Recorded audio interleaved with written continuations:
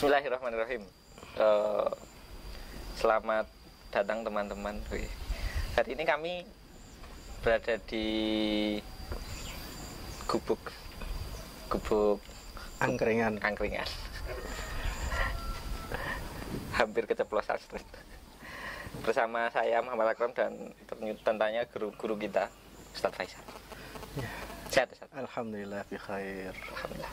Ini pemandangannya bagus banget ya. Ini backgroundnya ini ada sawah, kemudian ada sutet juga di jauh sana. Terus ini tepatnya di Angkringan Sultan. Alamatnya mana, Bro? Mojodoyong. Ya, Mojodoyong. Mojosari, Mojodoyong, Kedawung, Sragen. Mojosari, Mojodoyong, Kedawung, Sragen. Buat Anda mungkin yang belum pernah ke Sragen, coba ke Sragen, Bumi Sukowati. Di sini tuh wisatanya banyak. Nanti masalah promosi wisata. Angkringan Sultan agak masuk, cuman tempatnya bagus banget.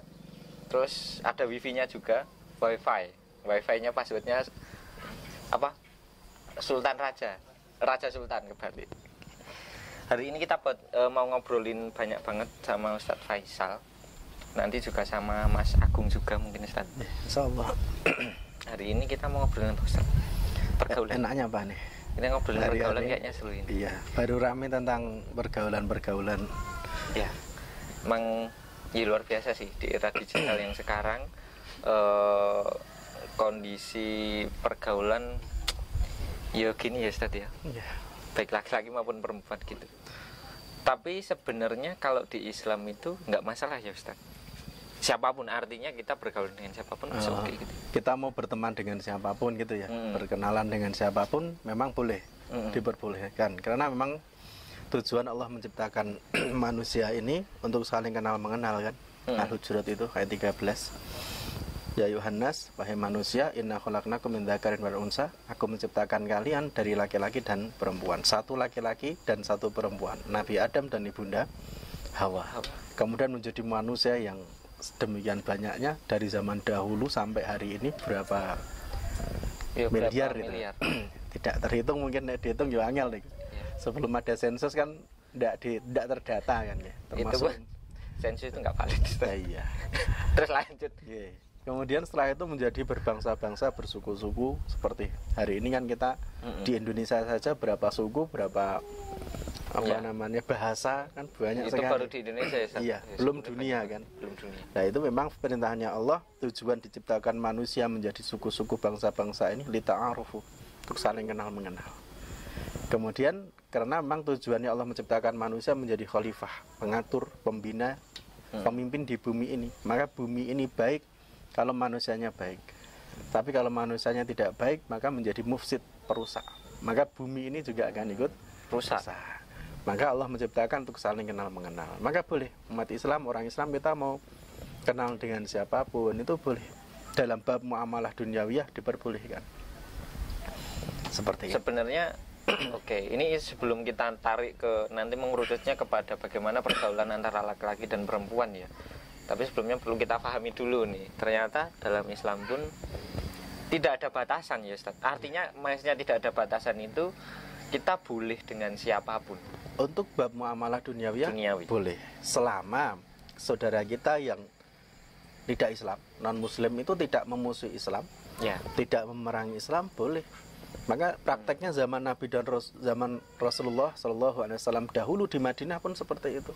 Dengan orang Yahudi ada jual beli, ada saling tolong menolong. Karena orang Yahudi kala itu tidak memusuhi Islam, sehingga membina daerah di Madinah itu supaya Madinah menjadi daerah yang maju, saling tolong menolong. Maka tingkatan setelah ta'aruf kan ta'awun, tafahum dulu. Ya kan, ta'aruf setelah kenal saling memahami, kemudian baru ta'awun saling tolong menolong, kemudian takaful. Takaful itu saling bertanggung jawab. Jadi seperti nek ta'awun itu sekedar tolong menolong. Jadi saudara kita kok butuh bantuan kita bantu. Suatu saat kita butuh bantuan, saudara kita akan membantu kita. Di situ wazannya ta'aruf, tafahum, ta'awun, takaful, satu wazan, bentuknya sama. Itu mengandung makna saling. Jadi ada interaksi. Ada interaksi di situ. Tidak hanya sekedar saya kenal Mas Akram tidak kenal saya. Tapi tidak saya kenal Mas Akram kenal saya. Saya paham Mas Akrom paham saya. Nek saya sekedar yang paham Mas Akrom tidak paham saya. Akhirnya tidak terjalin tafahum. Tidak ada kata saling tadi, tidak terwujud. Tidak terwujud. Oke. Maka kabarnya dari Allah untuk ta'aruf, untuk saling kenal mengenal. Kalau sudah mengenal, oh ternyata bangsa Indonesia itu seperti ini, oh bangsa Arab seperti ini, oh ternyata bangsa Amerika seperti ini, orang Jawa seperti ini, orang Batak seperti ini. Sudah saling memahami. Artinya berarti pertama adalah ta'aruf dulu, saling mengenal, kemudian tafahum, saling memahami, kemudian ta'awun, saling tolong menolong. Kemudian puncaknya takaful. Takaful ini puncak yang paling pas adalah At-Taubah itu nggih. Jadi orang-orang Muhajirin hijrah dari Mekah menuju Madinah disambut orang-orang Ansor yang sudah tinggal di Madinah. Di sana orang-orang Madinah memberikan keterbukaan. Saudaranya yang datang diberikan tempat tinggal, diberikan uang, diberikan peternakan, diberikan usaha. Bahkan ada yang punya istri lebih dari satu, kamu pilih yang mana, saya ceraikan buat kamu. Sampai seperti itu. Sejauh itu. Ya. Padahal beliau ini sahabat Ansor ini juga membutuhkan. Jadi juga butuh uang, butuh makan, butuh minum, tapi lebih mengutamakan saudaranya yang berhijrah. Itulah takaful. Jadi takaful ini gampangannya gini. Kita menjadi seorang ayah buat orang lain. Kita menjadi ibu bagi saudara kita. Gitu. Jadi kalau seorang ibu malam-malam itu kan bangun, anaknya nangis kan bangun. Apa anaknya ngompol, atau anaknya haus, atau anaknya pengen pipis, pasti bangun. Tidak mungkin dia tidak bangun, nggak tega kan? Iya. Dan itu tanpa meminta imbalan. Nah, kita menjadi seorang ibu bagi orang lain, menjadi seorang ayah bagi saudara kita yang lain. Itu takaful. Berarti berarti ada batasannya, Ustaz. Artinya gini, terkadang kita itu salah memaknai bentuk tanggung jawabnya, akhirnya berlebihan. Dalam artian justru kita rugi dengan diri kita sendiri, tapi orang lain didahulukan nih, kayak gitu. Tapi kan tadi Ustaz mengatakan bahwa jadi ibu dan jadi ayah, artinya kan ada pembatas di situ. Betul. Nah, itu takaful ini tidak akan terwujud, tidak akan terjadi kecuali dengan ukhuwah Islamiyah. Hari ini ukhuwah Islamiyahnya yang konsep ukhuwah Islamiyah itu sudah sempurna.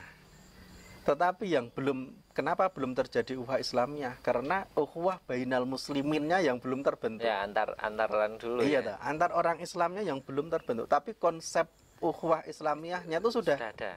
Puncak, konsepnya sudah matang. Tinggal eksekusi saja. Sehingga ukhuwah Islamiyah ini setiap muslimin mau menggunakan, maka ukhuwah Islamiyah akan terbentuk.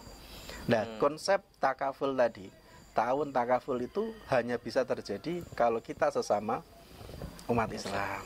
Kenapa? Karena hubungannya dengan iman dan hati. Kalau tidak satu akidah, pasti tidak akan terbentuk. Cuman sampai ta'awun mungkin ya. Saling tolong menolong saja. Tapi tidak sampai takaful. Artinya ini satu rangkaian ya sebenarnya. Mulai dari artinya tidak bisa dipisahkan gitu loh. Tidak bisa dipisahkan. Kalau sesama Islam, kalau kita mau mengamalkan ajaran Nabi, ukhuwah Islamiyah bisa sampai takaful. Tapi kalau dengan non muslim, orang yang tidak Islam, paling mentok nanti sampai ta'awun, saling tolong menolong saja. Contohnya saudara kita baru membutuhkan bantuan, kita tolong. Butuh darah, ada yang donor. Itu kan ta'awun. Ya, sekedarnya sih. Sekedar membantu, saling tolong menolong. Tapi untuk sampai puncak ukhuwah yaitu takaful, itu kalau tidak sesama muslimin tidak akan terbentuk. Karena kita beda akidah, beda akidah, beda keyakinan. Karena tadi ada istilahnya saling. Nek mungkin kita yang memberikan mengkaful, bertanggung jawab pada saudara kita mungkin bisa. Tapi belum tentu saudara kita bisa ke kita. Atau mungkin saudara kita bisa, kita yang tidak bisa. Tapi problemnya saat ini memang sulit sih Ustaz menurut saya. Soalnya gini, antar bainal muslimin tadi ya Ustaz, sekarang beda pemahaman pun jadi problem yang itu PR kita yang ganjing banget sih. Bahkan tahdir sana sini pun masih. Makanya cah nom kita ya masih muda, ayo kita luaskan wawasan kita. Ukhuwah Islamiyah ini nomor 1. Tetapi dimulai dengan ukhuwah bainal muslimin dulu. Nah, ukhuwah bainal muslimin nggak tercipta, ya sudah ukhuwah Islamiyah tidak akan terbentuk. Maka sesama orang Islam kalau saja takaful ini belum terbentuk ya, apalagi dengan orang di luar Islam kan seperti itu. Padahal kalau berbicara masalah perbedaan pendapat dan lain sebagainya, sebenarnya sejak zaman Rasulullah pun ada, Ustaz. Sudah ada. Zaman para sahabat sudah ada. Kalau zaman Rasulullah ada perbedaan pendapat, tanyakan pada Rasulullah. Rasulullah akan memberikan jawaban. Entah itu membolehkan atau melarang. Tapi setelah Rasulullah tidak ada, muncul perbedaan-perbedaan. Dan itu pun bisa diselesaikan sebenarnya, Ustaz. Bisa diselesaikan. Antar ketika zaman sahabat itu loh. Bisa. Jadi saling memahami. Contoh dalam perbedaan yang satu mengamalkan, contoh ya, sholat sunnah 2 rakaat contoh. Sholat sunnah pada Jumat itu ada yang 2 rakaat, yang satu sholat sunnah 4 rakaat, ya sudah. Itu kedua-duanya ibadah sunnah. Yang mau mengamalkan 2 silahkan, 4 juga silahkan. Kenapa harus dirames? Yang benar itu loro, yang benar 4 kan tidak perlu. Iya sih. Bikin risau kan? Ya. Dan sebenarnya dari banyaknya perbedaan masih banyak persamaannya. Ya. Toh juga tujuannya sebenarnya juga satu ya. Asalkan pemahaman yang ada itu berdalil, berdasar, ada pemahamannya. Kalau sudah bab akidah, lah itu sudah beda lagi. Ya. Ada bercampur dengan syirik, itu sudah tidak ada toleransi. Ayo kita katakan yang hak ini. Tapi kalau pemahaman, kalau sudah tidak ada titik temu, akhirnya tafahum. Tidak bisa kita memaksakan kan, karena Mas Akram sudah punya pemahaman dengan dalilnya sendiri, saya punya pemahaman dengan dalil saya sendiri, tidak bisa kita ketemu. Akhirnya ya sudah, tidak perlu saya mentahdir. Mas Akram mengatakan, "Wih, pemahaman ini tidak salah." Kecuali kita mau diskusi, ayo kita cari nih mana yang lebih kuat, lebih mendekati, lebih benar, itu yang mana, tanpa ada perdebatan. Beda loh ya. Diskusi dengan debat beda. Kalau yang terjadi hari ini, kita tidak diskusi, tidak musyawarah. Padahal perintahnya wasyawirhum fil amr, musyawarah. Tapi yang ada adalah debat. Sehingga kalau debat itu konsepnya kudu mengalahkan saudaranya. Awak dhewe sing menang, saudaranya sing kalah. Sehingga mau tidak mau kita itu harus mencari dalil-dalil atau pemahaman-pemahaman yang lebih kuat. Ya memang menguatkan diri kita. Jadi tidak mencari solusi. Tapi cenderung mencari pembenaran ya, Ustaz. Ya, memang ya seperti itu kondisi saat ini. Ini sebenarnya nasihat sih untuk semuanya, apalagi kalau kita kaum muda ya, bagaimana merubah sesuatu yang sudah ada ini. Artinya ayolah kita dahulukan persatuan dan kesatuan Islam dulu gitu. Upah Islamiahnya kita kuatkan dulu. Baru nanti mungkin konsep Islam akan berjaya ini bisa endingnya kan ke situ ya, Ustaz ya. Jadi tidak bisa kalau kita hanya fokus pada artinya dengan kelompok kita sendiri dan lain sebagainya. Gitu. Terus ini Ustaz, itu tadi kan kalau kita berbicara masalah bagaimana ta'aruf, tafahum, ta'awun, takaful. Itu kalau kita konsep berbicara dalam konsep Islam begitu. Secara Islam. Ada nggak Ustadz artinya yang mengatur bahwa pergaulan kita dengan orang-orang selain Muslim? Kalau tadi kan zaman sahabat ya Ustadz, bahwa orang Yahudi, orang Nasrani itu dilindungi. Zaman Rasul sudah ada. Di Madinah, ketika Rasul hijrah ke Madinah kan itu tidak hanya orang Islam, tapi ada orang Yahudi. Jadi artinya kan gini, boleh kan? Boleh. Ustadz sampaikan tadi, kalau itu muamalah dunia monggo silahkan. Itu sejauh mana Ustadz? Dalam bab duniawiyah yang jelas. Contohnya saudara kita baru kena musibah, kita bantu. Atau susah makan, tidak ekonominya kurang, kita bantu. Baru sakit kita bantu, antar ke rumah sakit, boleh menolong. Tetapi gini Ustaz, kalau misalnya itu bantuan, perlu nggak kita istilahnya mendahulukan yang Muslim dulu nih? Muslim selesai baru yang non Muslim gitu. Tergantung kasusnya. Gitu. Yang jelas kan perintahnya Rasul itu untuk berbuat baik pada tetangga. Nah tetangga kita itu siapa? Kan tidak pandang bulu apakah dia Muslim, apakah dia tidak Muslim. Kalau dia tetangga kita, perintahnya untuk berbuat baik. Tinggal bagaimana yang ada di dekat kita begitu nggih. Tapi gini Ustaz, itu kan urusan dunia. Sedang bisa nggak dikatakan ketika kita mempunyai teman akrab, tapi dia non Muslim gitu. Nah, dalam pergaulan ini nanti udah ranahnya tidak hanya saling kenal ya, tapi sudah musohabah, persahabatan, pertemanan sing akrab, itu nanti sudah beda konsep ya. Karena bagaimanapun teman akrab kita itu nantilah yang akan mempengaruhi kita. Maka ada peribahasa mengatakan inrum ta'arifahu fandur ila ashabi. Kalau kamu ingin tahu seseorang nih Mas Akram, contoh pengen kenal si fulan, itu tidak usah lihat si fulan, tapi lihat teman gaulnya itu siapa. Kalau teman gaulnya itu orang-orang yang suka, contohnya pergaulan bebas, suka nongkrong, suka ngombe, jauh dari kajian, maka kurang lebih si fulan tadi ya seperti itu. Ya, karena bener. Dia nyaman, dia enak dengan teman-teman yang tidak baik, gitu kan. Maka inrum ta'arifu fandur ila ashabi. Lihat teman akrabnya dia siapa, sahabatnya dia siapa. Kalau orang yang baik, mesti kan tidak akan mungkin nyaman. Mungkin sekedar kenal iya, sekedar teman biasa mungkin iya, ya kan. Tetapi kalau menjadi sahabat, teman akrab, mesti tidak nyaman. Mau bagaimanapun kan minyak tidak mungkin bersatu dengan air. Ya benar juga sih Ustaz. Artinya sebenarnya di Islam itu boleh kita berteman dengan siapapun, tidak memandang agama, tapi ada batasan-batasan.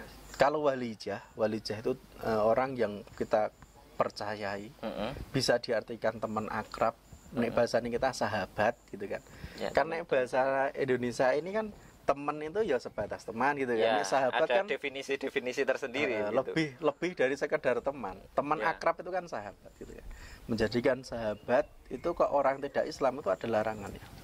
Oh, iya ada larangannya. Berarti ada banyak itu. Kita curhat gitu? Tidak boleh. Dengan orang non Muslim tidak boleh.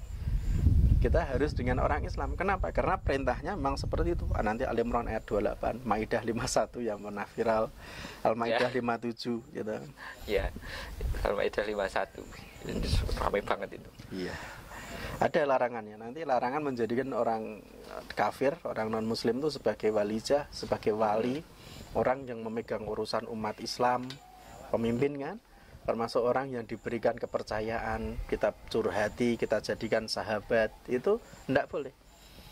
Karena nanti jatuhnya bisa jadi kita terpengaruh. Oh, seperti zaman dahulu ada orang yang munafik zaman Rasul itu. Rasulullah tidak tahu kalau dia itu ternyata orang munafik. Karena dia dekat sekali dengan orang-orang musyrik Mekah kala itu. Sehingga walaupun dia zohirnya ikut Islam, tapi nggak nyaman.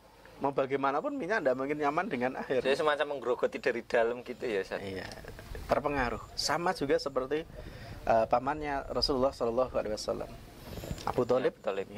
Beliau ini orang yang baik, gitu. Orang yang baik, orang yang suka menolong Rasulullah. Termasuk dakwah Islam bisa berjalan walaupun dengan penuh rintangan. Itu salah satu sebabnya karena Rasulullah itu memiliki pengaruh yang besar dari pamannya beliau.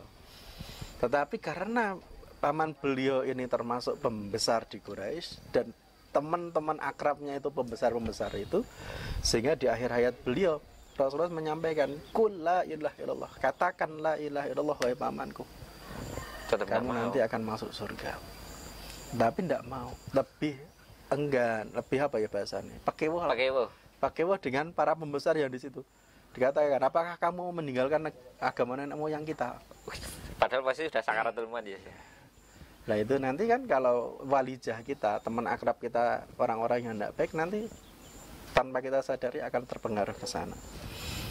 Ya, impact-nya sebenarnya besar ya. Kadang kan gini Ustaz,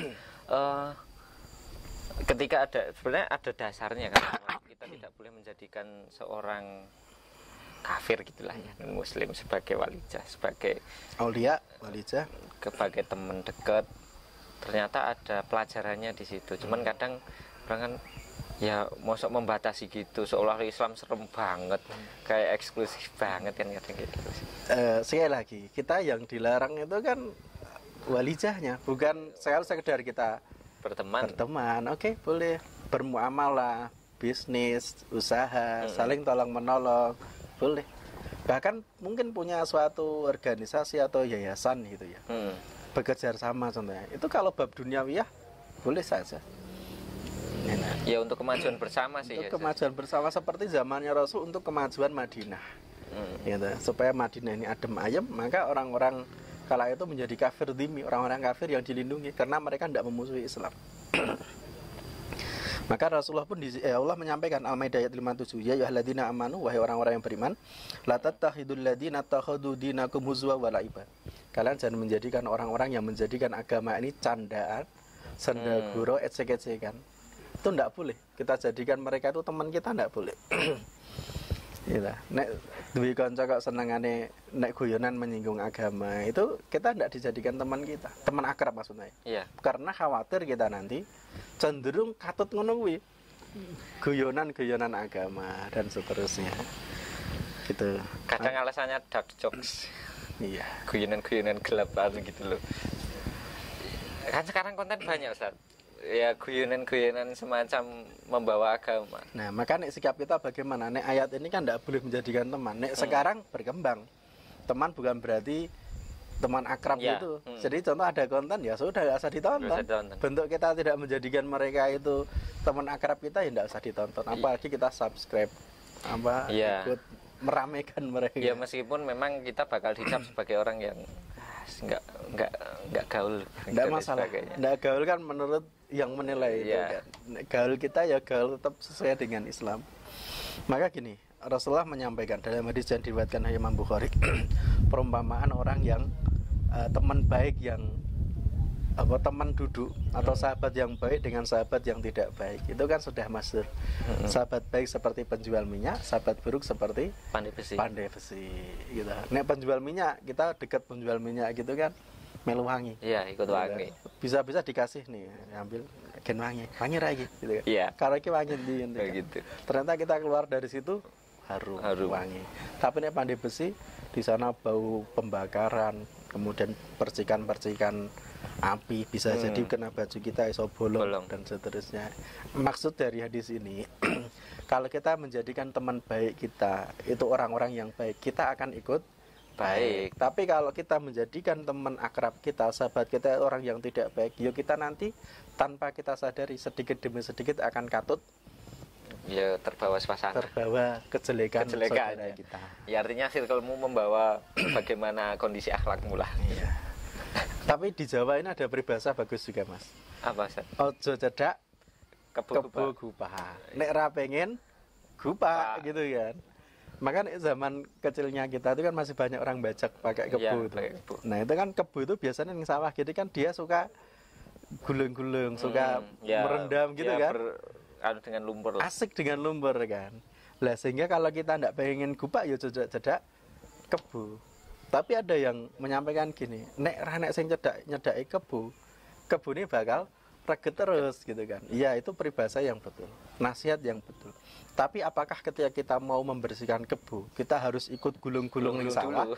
Iya. Kita meranggul kebu? Iya. Kan enggak, kita ajak kebu tadi ke sungai, kita guyur dengan air. Memang resikonya baju kita basah, baju kita kotor.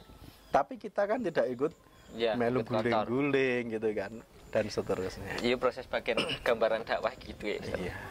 Jadi kalau yang ingin berdakwah dengan punya sahabat-sahabat atau teman-teman yang tidak baik, kalau ingin merubah ya ada resikonya.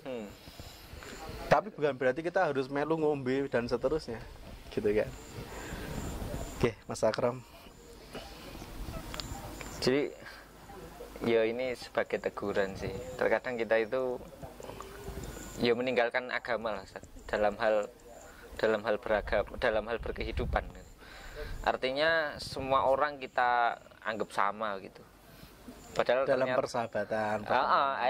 Dalam persahabatan. Nek masalah dunia it's okay lah, monggo. Karena kan posisinya ya semuanya itu untuk mengembangkan dunia, untuk kemajuan bersama kan. Iya. Maka untuk menjadi khalifah itu kan memimpin, membina bumi supaya menjadi lebih baik.